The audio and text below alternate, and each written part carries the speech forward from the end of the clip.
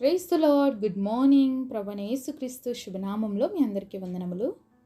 ఉదయకాల సమయంలో దేవుడి మాటల కోసం మన హృదయాల్ని సిద్ధపరచుకుందామా చిన్న ప్రార్థన ద్వారా.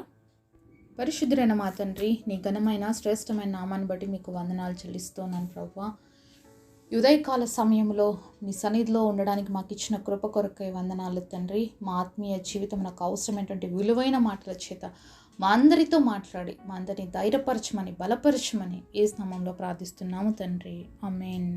ఈరోజు దేవుని వాగ్దానము సామెతల గ్రంథము 29వ అధ్యాయము 25వ వచనం. యెహోవా యందు నమ్మిక ఉంచువాడు సురక్షితముగా నుండును. Proverbs 29 verse 25. Who putteth his trust in the Lord shall be safe. దేవుడిచ్చినటువంటి అద్భుతమైన వాగ్దానం మనందరి జీవితంలో నెరవేర్చబడును గాక. ఆమేన్. ఈ ఉదయకాల సమయంలో ఎంతమంది సురక్షితంగా ఉండాలని ఆశపడుతున్నారండి. మరి సురక్షితంగా ఉండాలి అంటే మన ఇంటి చుట్టూ సీసీ కెమెరాలు పెట్టుకోవాలనో, లేకపోతే మన ఇంటికి ఒక వాచ్మెన్ పెట్టుకోవాలనో, లేకపోతే మనం ఇంకా ఏదన్నా ప్రయత్నాలు చేయాలనో సురక్షితంగా ఉండడానికి అనేది కాదు. కానీ ఏం చెప్తున్నారో తెలుసా దేవుడు వాక్యంలో నుంచి? యెహోవా యందు నమ్మిక ఉంచి వారు ఎలా ఉంటారంట? సురక్షితంగా ఉంటారంట. మరి ఉదయకాల సమయంలో మీరు దేవుని నమ్ముతున్నారా అండి? దేవుడి పైన నమ్మకం ఉందా? లేకపోతే ఏం దేవుడిలో అండి, ఎన్నిసార్లు ప్రార్థన చేసినా దేవుడు సమాధానం ఇవ్వడు, ఎన్నిసార్లు అడుగుతున్నా నేను అడిగినది మాత్రం దేవుడు నాకు చెయ్యడు అనేసి నిరుత్సాహంగా ఉన్నారా? నిరాశలో ఉన్నారా? అంటే మనకు నమ్మకం ఉన్నట్ల, నమ్మకం లేకపోయినట్ల. అంటే నమ్మకం లేకపోవడమే మన నిరాశకి నిస్పృహకి కారణం అండి. ఎందుకంటే మన జీవితంలో దేవుని నమ్మితే, దేవునిని ప్రేమను కానీ మనం సంపూర్ణంగా రుచి చూస్తేనండి, దేవుడు మనం ఖచ్చితంగా చెప్పగలుగుతాం ఒక మాట. ఏమనంటే, దేవుడు నా జీవితంలో ఏది చేసినా కూడా అది నా మంచికే అని నమ్ముతాం అన్నమాట. దేవుని భక్తుల జీవితాల్లో ఎన్నో అద్భుతాలు జరిగాయి వాళ్ళు నమ్మటాన్ని బట్టి. కానీ ఆ నమ్మడము వాళ్ళ జీవితంలో సాధ్యమైనప్పుడు మరి నమ్మదగిన దేవుడు కార్యాలు చేయటంలో ఆయనకి ఇంకా సంపూర్ణుడు అని మనం తెలుసుకోవాలి. ఎందుకంటే మనము నమ్మదగిన వారము కానప్పటికీ ఆయన నమ్మదగిన వాడుగా ఉన్నాడని దేవుడు వాక్యం సెలవిస్తుందండి. అనేక సార్లు మనం అనుకుంటున్నాం దేవుడిపై నమ్మకం ఉంచుతున్నామని, అలాగే దేవుడి వైపు చూస్తూ నేను నడుస్తున్నానని మనం అనుకుంటున్నాం. కానీ మన జీవితాల్లో అనేక సార్లు మనం దేవుడి వైపు చూడలేకపోతున్నాము అనే విషయాన్ని మరి మనం గ్రహించాలి. సరే, మన మత్తయి సువార్త 14వ అధ్యాయము 29వ వచనం చూద్దాం. ఆయన రమ్మనగానే పేతురు దోణి దిగి యేసునొద్దకు వెళ్ళుటకు నీళ్ల మీద నడిచెను. కానీ గాలిని చూచి భయపడి మునిగిపోసాగి, ప్రవ్వా నన్ను రక్షింపమని కేకలు వేశాను. వెంటనే యేసు చేయి చాపి అతన్ని పట్టుకొని, అల్పవిశ్వాసి, ఎందుకు సందేహపడితివని అతనితో చెప్పాను. నీళ్ళ మీద ఎవరైనా నడవగలరా అంటే ఎవరు నడవలేరండి. అయితే మరి విశ్వాసం బట్టి పేతురు నీళ్ళ మీద నడిచాడు. మరి దేవుడి పైన నా నమ్మకాన్ని బట్టి పేతురు నీళ్ళపైన నడవగలిగాడు.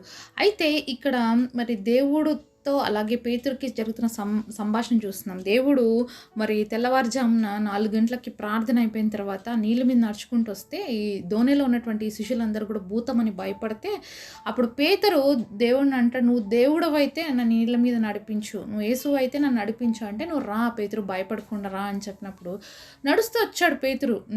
నీళ్ళ పైన నడుస్తూ ఉన్నాడు. అయితే గాలిని చూసి భయపడినాడంట. అప్పుడు యేసయ్య ఏమన్నాడంటే, పేతురుని చూసి అల్పవిశ్వాసి ఎందుకు భయపడుతున్నావు అని ప్రశ్నించాడండి. మరి ఇక్కడ పేతురుకి విశ్వాసం ఉన్నట్ల, విశ్వాసము లేనట్లు అనేది మనం ఆలోచించాలి. మరి నమ్మకం ఉంది, విశ్వాసం ఉంది కాబట్టి ఎవ్వరు రాలేదు, నీళ్ళ మీద నడవడానికి సాహసం ఎవరు చేయలేదు. కానీ పేతురులో విశ్వాసం ఉంది, నమ్మకం ఉంది కాబట్టి దోణిలో నుంచి దిగి నడుచుకొని వచ్చాడు. నడుస్తూ యేసు వైపు చూస్తూ నడిచినంతసేపు చాలా చక్కగా నడిచాడు నీటిపైన. కానీ గాలిని చూడడం ఎప్పుడైతే మొదలుపెట్టాడో అప్పుడు ఏమైపోయాడంటే మునిగిపోతూ వచ్చాడు.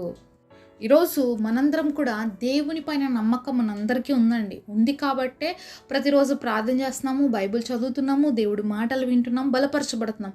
అయితే యేసు వైపు చూసినంతసేపు మనకి ఏ భయం ఉండదు, ఏ కలవరం ఉండదు అనమాట. కానీ మనకున్న పరిస్థితులు చూసినప్పుడు, మన చుట్టూ ఉన్న పరిస్థితులు చూసినప్పుడు పేతురులాగా మనం కూడా భయపడతాం. పేతురు యేసు ప్రభుని చూడకుండా గాలిని చూశాడు, అప్పుడు భయపడిపోయాడు, సాగిపోయాడు. అలాగే ఈరోజు మన జీవితంలో మనకు ఉన్నటువంటి శ్రమలు, కష్టాలు, ఇబ్బందులు, మరి ఈ లోకపరములో ఉన్నటువంటి ప్రతి సమస్యను మనం చూస్తున్నప్పుడు మునిగిపోతామండి. కానీ సమస్యకి మించినటువంటి గొప్ప దేవుని మనం చూడగలిగితే తప్పకుండా మనం పరిస్థితుల్ని జయించగలుగుతాం. మరి పేతురు యేసయ్య వైపు చూశాడు, నీళ్ళ మీద నడిచాడు. పేతురు గాలిని చూశాడు, నీళ్ళలో మునిగిపోసాగాడు. అలాగే ఈరోజు నువ్వు నేను యేసయ్య వైపు చూద్దాము, మన పరిస్థితుల్లో జయాన్ని పొందాం. ఏవైతే మన జీవితాల్లో మనకి ఆటంకంగా అనిపిస్తున్నాయో, ఏవైతే మనల్ని ఇబ్బంది పరుస్తున్నాయో, ఏవైతే మనల్ని కలవరాన్ని పరుస్తున్నాయో, వాటి మీద నడిచి వెళ్దాం దేవుడి దగ్గరికి. తప్పకుండా మనం వాటన్నిటిని కూడా జయిస్తాం. కానీ యేసయ్యను కానీ చూడకోకుండా సమస్యల్ని చూసామనుకోండి, ఏ విధంగా పేతురు గాలిని చూశాడో, తప్పకుండా మనం కూడా ఏమైపోతాం, సమస్యల్లో చిక్కుకుపోతాం. ఈరోజు సమస్యల్లో చిక్కుకుపోవడానికి కారణం ఏంటి తెలుసా? మనలో ఉన్న అవిశ్వాసం, మనలో ఉన్న అల్ప విశ్వాసం. మనం నమ్ముకున్న దేవుడు మన జీవితాల్లో అనేకమైన కార్యాలు చేశాడండి. అయినప్పటికీ కూడా చాలాసార్లు మనకి అవిశ్వాసం వస్తుంది. మరి ఇన్ని రోజులు ఎన్నో కార్యాలు చూసినటువంటి మనము ఈరోజు మనం ఉన్న పరిస్థితుల్లో ఎందుకు నమ్మలేకపోతున్నాం? నీ జీవితము, నీ భవిష్యత్తుని తీర్చిదిద్దిన దేవుడు నీ మిగతా జీవితాన్ని కాపాడలేడా? నీకున్న పరిస్థితుల నుంచి బయటికి తీసుకురాలేడా? ఒక్కసారి ప్రశాంతమైన మనసుతో కూర్చొని ఆలోచించండి. చాలాసార్లు చెప్తున్నానండి, ఒకసారి కావాలంటే కూర్చొని ఎన్నిసార్లు దేవుడు మన జీవితాలు అద్భుతాలు చేశారో మీకు టైం ఉన్నప్పుడు కావాలంటే రాసుకొని చూడండి. ఎన్ని సమస్యలు ఇలా వచ్చాయో. ఈరోజు ఏ సమస్య అయితే నీ ముందర నిలబడి ఇది జరగదు, ఇది అవ్వదు అని అనుకుంటూ ఉన్నావో, అలాంటి ఎన్నో సమస్యలు వచ్చిపోయాయి. ఆ రోజుకి ఆ సమస్య పెద్దగా అనిపించింది, ఈ రోజుకి ఈ సమస్య పెద్దగా అనిపిస్తుంది. చిన్నప్పుడు వచ్చే సమస్యలు అప్పుడు అవి పెద్దవే, యవ్వన స్టేజ్లో వచ్చే సమస్యలు అవి పెద్దవే, నడి వయసులో వచ్చే సమస్యలు అవి పెద్దవే, మరి వృద్ధాప్యంలో వచ్చే సమస్యలు అవి పెద్దవే. అంటే ఏ టైంకి వచ్చిన సమస్యలు అవన్నీ పెద్దగానే అనిపిస్తాయి. మనం వృద్ధులు అయినప్పుడు చిన్నపిల్లలు చిన్న వాటికి భయపడుతుంటే ఉంటాయి, అది కామన్, అది ఏం కాదు అని చెప్పేసి ధైర్యం చెప్తుంటాం కదా. అలాగే మనము వృద్ధులం అవ్వచ్చు, మనం పిల్లలుగా ఉండొచ్చు, యవ్వనస్తులుగా ఉండొచ్చు, నడి వయసులో ఉండొచ్చు, మనం ఎవరమైనా సరే మనం దేవుడి పిల్లలం.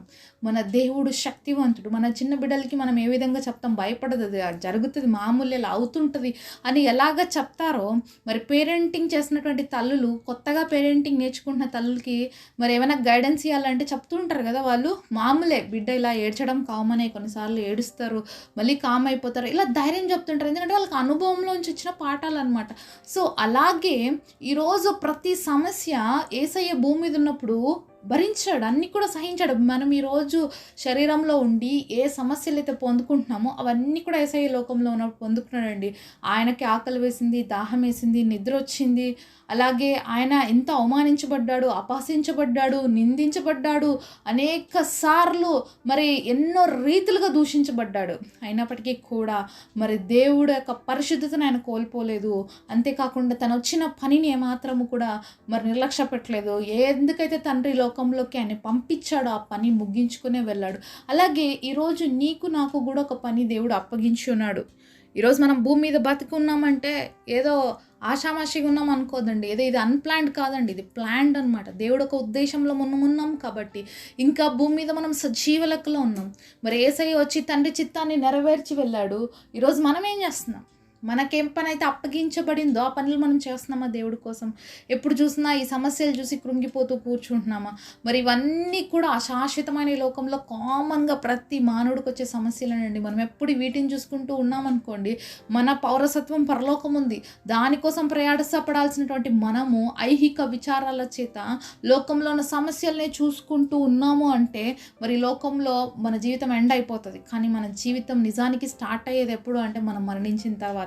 ఆ విషయాన్ని చాలాసార్లు మర్చిపోతూ ఉన్నాం. ఎంతసేపు ఉన్నా ఈ లోకంలో ఉన్న పరిస్థితులు చూసుకుంటున్నాం తప్ప మనకున్నటువంటి నిజమైన స్థితిని చాలాసార్లు మనం మర్చిపోతూ ఉన్నాము.